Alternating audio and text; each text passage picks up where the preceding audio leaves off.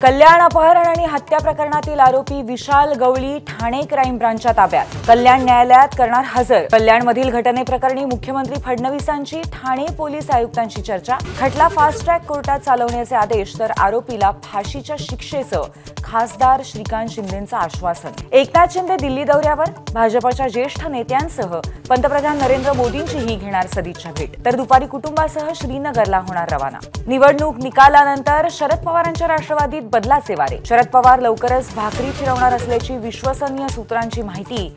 विविध सेलसह प्रदेशाध्यक्षही बदलणार असल्याची चर्चा। ठाकरेंच्या शिवसेनेचं आजपासून मातोश्रीवर बैठकांचं सत्र। 29 डिसेंबरपर्यंत पदाधिकाऱ्यांची बैठक। उद्धव ठाकरे घेणार विधानसभा निहाय आढावा। आता शेतकऱ्यांसाठी ही खास युनिक फार्मर आयडी। केंद्राच्या ॲग्रिस्टॅक योजनेतील तरतूद, लँड रेकॉर्ड आणि अन्य तपशील शेतकरी युनिक आयडीला जोडणार।